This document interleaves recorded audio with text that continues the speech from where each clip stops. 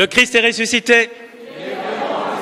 Alors pour ceux qui viendraient pour la première fois ou qui nous suivraient pour la première fois sur les réseaux sociaux ou dans les salles paroissiales, applaudir l'évangile est une tradition brésilienne, catholique, hyper catholique. Voilà, dans toutes les églises le dimanche au Brésil, on applaudit l'évangile et c'est un geste qu'on aime reproduire ici parce que c'est une façon de communier à la parole de Dieu. C'est comme, vous savez, il y a la communion au corps et au sang du Christ et il y a la communion à Jésus qui est aussi présent dans cette parole et il n'y a pas de geste de communion de la parole. Peut-être qu'un jour le pape mettra un geste en plus dans la messe pour qu'on dise, peut-être cet applaudissement, je ne sais pas, pour qu'on dise voilà, on accueille cette parole qui change notre vie, qui nous rejoint là où nous sommes, ici dans cette église et au-delà, bien sûr, à côté dans les salles paroissiales, en ligne, au-delà de où nous sommes, comme nous sommes, dans quelle étagère, dans quel état nous sommes, avec nos masques, avec nos 32, 34, 40 degrés, ne nous plaignons pas ici dans le sud, on a moins chaud que ceux dans le centre, mais voilà, au-delà de notre état physique, de notre âge, de notre situation économique qui est catastrophique pour beaucoup malheureusement à cause de cette crise sanitaire, au-delà de tout, c'est une parole qui nous rejoint. J'aimais voir Jorik tout à l'heure, notre nouveau baptisé, suivre dans son missel, suivre cet évangile, le lire en même temps de l'écouter, c'est une bonne méthode, vous savez, je vous encourage à ça, que ce soit dans vos petits missels ou même carrément vous portez votre Bible à l'église et vous allez voir encore une fois que je sais, je vais vous casser les pieds jusqu'au bout avec ça, mais d'aller regarder dans la Bible, c'est très intéressant. On va voir ça tout de suite, où se trouve ce passage, cet évangile que nous lisons. En ce moment, nous lisons l'évangile de Matthieu de façon cursive, aussi bien en semaine que le dimanche. C'est pour ça que ça revient, ça se recoupe. D'ailleurs, par une coïncidence liturgique, le passage d'hier suit le passage d'aujourd'hui suit celui d'hier qu'on a eu le samedi. Et vous allez comprendre tout de suite. Et c'est intéressant parce que à travers cela, le Seigneur nous parle pour nous changer, pour nous transformer, pour nous faire du bien, parce qu'il veut nous faire du bien. Alors allons voir cet évangile. Si vous ouvrez votre évangile de Matthieu au chapitre 14, après ce long chapitre 13 qui nous a accompagnés pendant plusieurs semaines avec toutes les paraboles, et puis ça a fini avec Jésus qui va dans son village et qui n'est pas très compris du tout. Les gens sont scandalisés. Comment ce Jésus qu'on connaît, qui fait ces miracles, il n'a pas pu faire beaucoup de miracles. Et puis voilà que tout de suite au début du chapitre 14, il y a la décapitation, le récit de la décapitation de Jean-Baptiste. Et l'évangile que nous propose l'Église pour ce 18e dimanche du temps ordinaire suit immédiatement. Donc les disciples de Jean arrivèrent pour prendre son corps, qu'ils ensevelirent, puis il est écrit, ils allèrent l'annoncer à Jésus. Donc mettez-vous, imaginez la scène. Ils allèrent l'annoncer à Jésus. Ils allaient dire à Jésus, ton cousin, le précurseur, celui qui t'a annoncé, celui qui s'est préparé pendant 30 ans pour te reconnaître et dire, voici l'agneau de Dieu, celui qui t'a même donné tes premiers disciples, André, Jean, tous les premiers disciples étaient disciples de Jean-Baptiste, eh bien, celui-là a été décapité. Et il est écrit, quand Jésus apprit cela, il se retira et partit en barque pour un endroit désert à l'écart. Même le texte insiste pour dire que Jésus a pris un temps. Parce que Jésus, pour ceux qui ne le savent pas, il est tout homme et tout Dieu. Il est entièrement homme et entièrement Dieu. Il est pleinement homme et pleinement Dieu, tout à la fois dans une seule personne, Jésus de Nazareth, sans confusion et sans fusion. C'est le mystère absolument central avec le mystère de la Trinité de notre foi chrétienne. Nous croyons que Jésus est pleinement Dieu. Ça, c'est assez facile à comprendre. On a plus de mal à comprendre qu'il est en même temps vraiment homme, excepté le péché, bien sûr, puisque le péché, ça fait pas partie normalement de l'homme ni de la femme, d'ailleurs. C'est pas prévu au programme. Bon, on l'a rajouté, mais c'était pas prévu comme ça. Voilà. Donc, l'homme parfait, la femme parfaite, c'est sans péché. Et c'est pour ça que Jésus, il est pleinement homme et il faut se l'imaginer aussi comme homme. Comme homme, ça a dû être un coup de poignard dans son cœur d'apprendre la mort de son cousin, du précurseur. Et c'est pour ça qu'il veut prendre, enfin moi j'interprète comme ça, en tout cas, il prend un temps à l'écart, on dirait aujourd'hui, pour vivre son deuil. à la façon du Fils de Dieu, ok, mais pleinement homme, c'est-à-dire pour, d'abord certainement pour rendre grâce pour Jean-Baptiste, pour prier pour Jean-Baptiste, et pour prier aussi pour que le sacrifice de Jean-Baptiste porte des fruits, etc., etc. Et puis, donc, imaginez bien ça, il faut bien se mettre, vous voyez que l'évangile coupé en tranches comme ça, c'est terrible, parce que on perd vraiment beaucoup de choses. Là, c'est à ce moment-là qu'il va se passer l'événement qui est relaté par Matthieu, chapitre 14.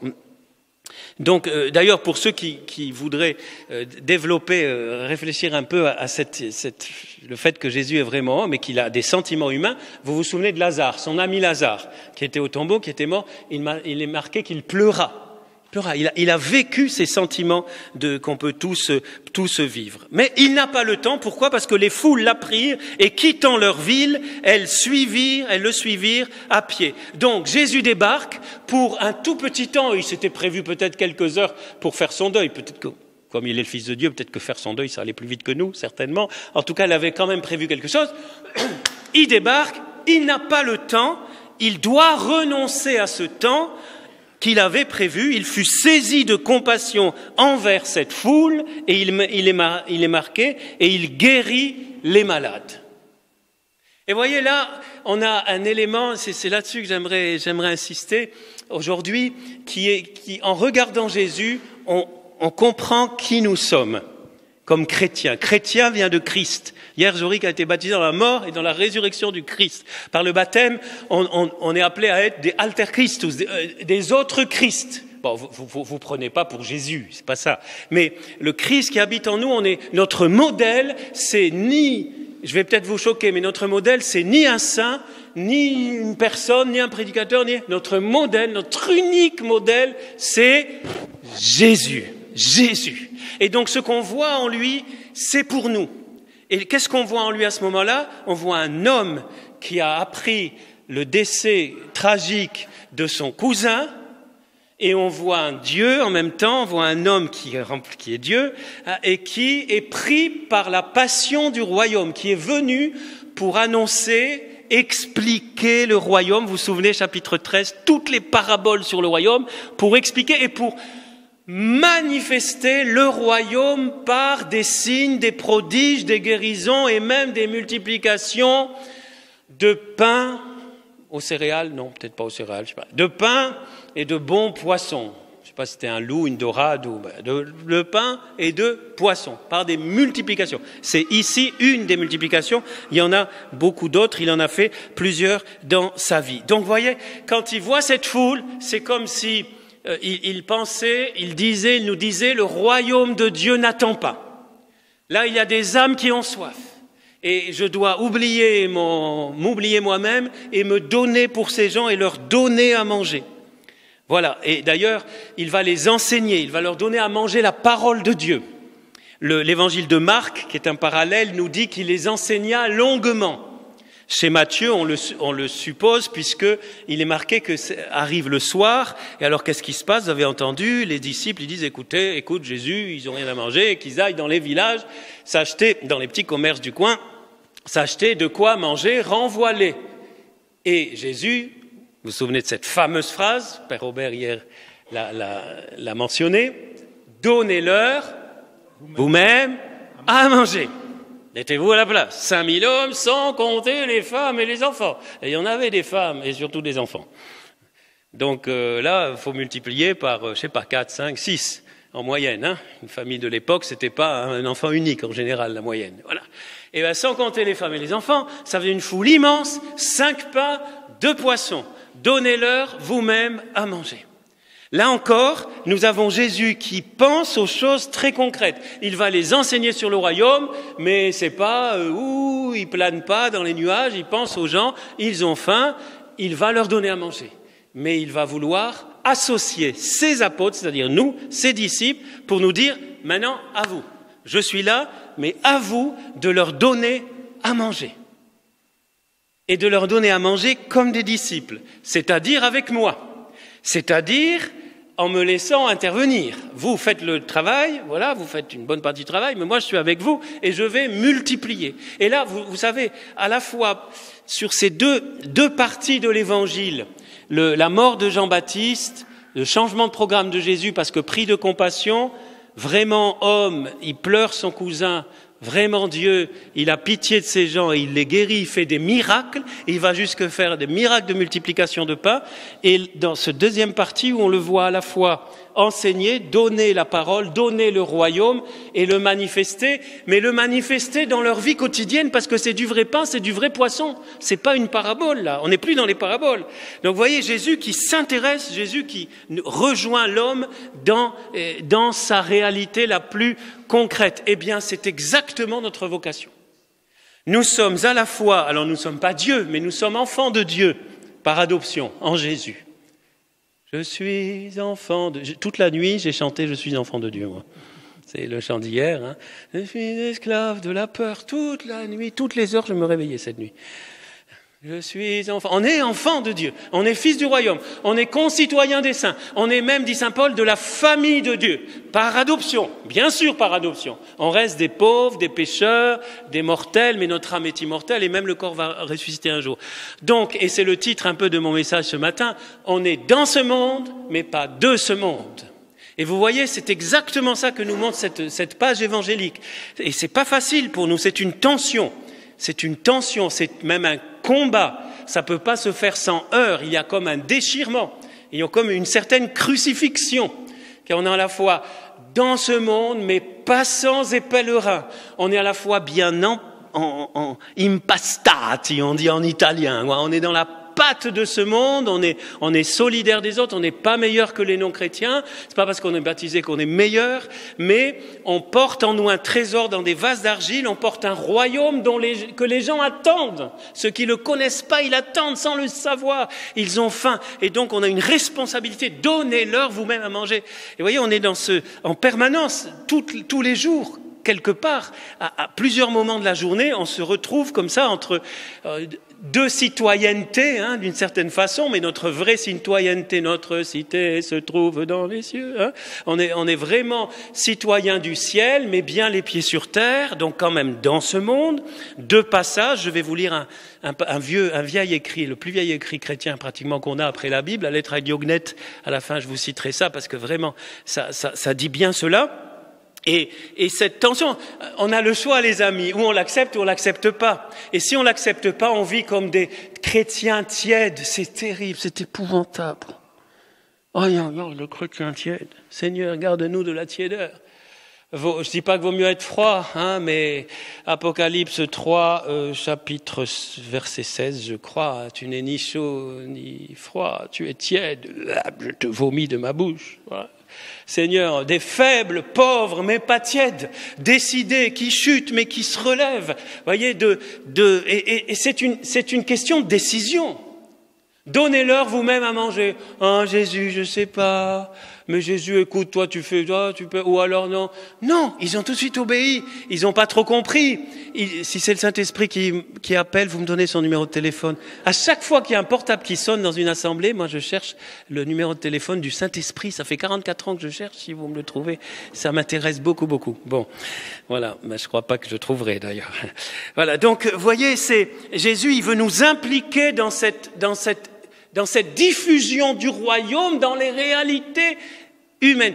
Si vous voulez creuser la question, lisez le Concile Vatican II. Je ne veux pas vous faire rougir et vous demander qui a lu le Concile Vatican II, parce que mais vous avez des textes magnifiques. Vous savez, il y a même peut-être des prêtres qui l'ont pas lu, juste au séminaire il y a longtemps. Mais n'hésitez pas à aller vous plonger, où le Concile Vatican II nous a rappelé cela, que le royaume de Dieu est dans ce monde, mais dépasse ce monde. On est dans ce monde, mais pas de ce monde. C'est Jésus qui nous l'a dit. Voilà. Et c'est pour ça que c'est un combat, on est tiraillé. J'aimerais, pour illustrer et finir de façon concrète, faire évoquer cette terrible loi bioéthique qui a été votée cette semaine. Là, il ne s'agit pas de politique. D'ailleurs, vous avez noté que tous les partis politiques étaient traversés par une division sur cette loi.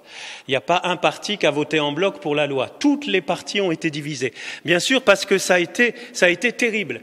C'est une loi terrible. On va prier pour que, dans l'avenir, ils reviennent sur cette loi. Il est encore possible. Vous savez que des lois, on peut revenir dessus, hein. C'est pas parce qu'elle a été votée que... Et donc, je vous invite si vous n'étiez pas à la messe dimanche dernier, à aller lire le message de Monseigneur Ray, sur cette loi, même si elle est passée, lisez ce message. J'aimerais citer Monseigneur Hayet aussi, je vous invite à lire, où il dit « Je ne crois plus au dialogue courtois avec les parlementaires, les scientifiques ou le gouvernement comme nous avons pu le croire avant. De fait, le dialogue n'est pas à double sens. En face, les personnes ne s'intéressent absolument pas aux arguments de raison, pas de foi, de raison que nous avançons. L'idée en faveur de la vie depuis la conception naturelle est imparable. Les gens avec qui nous discutons ont des oreilles mais n'entendent pas ou alors ne veulent pas entendre. Ce n'est donc plus l'heure du dialogue. Il faut avoir une parole d'autorité. C'est très important ça. On ne discute pas avec ceux qui veulent le mal de l'enfant. On ne discute pas. On affirme sans violence, sans violence, mais avec fermeté, une parole d'autorité, une parole ferme qui parle à la conscience des hommes et des femmes de bonne volonté. Nous courons vers une rupture anthropologique majeure, une rupture de l'homme, vous voyez, anthropologique, un défi civilisationnel qui ne concerne pas seulement la vie quotidienne des gens, mais l'avenir de l'humanité. Ceci dit, je crois beaucoup à la prière et aux jeûnes, dit Monseigneur Hayet. Je pense que la conversion de tous est nécessaire. Vous savez, ça, et c'est important ça, parce que parfois on stigmatise les autres, on accuse les autres, et puis nous, on vit comme des païens. Non, on a le droit, on peut oser dire ce que dit un Monseigneur Hayet, un Monseigneur Ré, parce que eux nous donnent l'exemple aussi, comme beaucoup d'autres, parce qu'il y a une cohérence de vie, parce qu'ils cherchent, comme nous tous, je pense, à se convertir tous les jours. Je pense que la conversion de tous est nécessaire. Il ne faut pas avoir peur de ne pas être audible, car ce n'est pas un problème. On ne peut pas pactiser avec l'esprit du monde comme chrétien, ça c'est moi qui rajoute. On ne peut pas être disciple de Jésus et en même temps pactiser avec l'esprit du monde. Dans ce monde, mais pas de ce monde. On pactise tous, d'une façon ou d'une autre, souvent plus ou moins consciemment, mais il faut nous ressaisir. Le danger serait de parler selon les critères de l'audimat, dit Monseigneur Hayet. Si cette parole est celle de la vérité, elle touchera les cœurs de ceux qui sont prêts à l'entendre. De ceux qui sont prêts à l'entendre. Quand on annonce la vérité, beaucoup, même non chrétiens, surtout quand il s'agit en plus de défendre la vie, ce qui est le plus essentiel, eh bien ils écoutent. Vous voyez, ça c'est qu'un exemple du combat des chrétiens, non pas un combat contre, mais un combat pour. Et nous ne devons pas nous étonner si le fait d'être fils du royaume provoque ces déchirements. Nous sommes passants et pèlerins, mais le Saint-Esprit est avec nous. Jésus nous l'a promis. J'aimerais en profiter à propos de combat pour la vérité, de rendre honneur, de rendre gloire à Dieu pour une femme extraordinaire qui, vendredi, est partie vers Jésus, que j'ai eu l'honneur de connaître en décembre 81, en pleine guerre du Liban, qui s'appelle Jocelyne Rouhéry, K-H-O-U-E-I-R-Y. Jocelyne Rouhéry. Allez sur mon profil Facebook, vous trouverez. Et elle est partie vers Jésus à l'âge de 64 ans. Il y a 3 jours, le jour de Saint-Ignace de Loyola. Elle est née le 15 août 1955. Quand je l'ai connue, c'était une commandante qui avait sous ses ordres 1500 combattants. De ces jeunes que j'ai vus de mes yeux, obligés de prendre les armes. Ils ne voulaient pas pour défendre leur famille qu'on venait trucider au Liban. Ils étaient obligés, ils pleuraient d'avoir, je me souviens encore, un Noël 81 où ils pleuraient en disant peut-être j'ai tué quelqu'un, mais ils voulaient pas, mais ils étaient obligés, sinon c'était toute leur famille massacrée. Ça s'appelle la légitime défense. Jean-Paul II a même dit un jour en Autriche, si je me trompe pas, que dans ces cas-là, le chrétien a le devoir de prendre les armes pour défendre ses proches. Et Jocelyne, après en 86, est passée à un combat non violent. Et notamment le combat pour la dignité de la femme. Elle a fondé un centre Jean-Paul II, etc. Et ce matin, j'ai un père qui l'a accompagné jusqu'au bout, m'a envoyé un message. C'est une femme absolument extraordinaire. Vous savez, une combattante du bon Dieu. Alors au début, elle a combattu par les armes parce qu'elle était obligée, mais après, elle est devenue combattante avec d'autres armes. Ça, c'est un exemple. Je vous encourage, j'ai pas le temps de vous raconter sa vie. Allez voir sur Internet, allez. Voyez, ça, c'est des exemples pour nous et chacun à notre niveau. Je finirai par cela. Voyez, chacun à notre niveau. Aïe, aïe, aïe, mais je parle beaucoup ce matin. Chacun à notre niveau, nous pouvons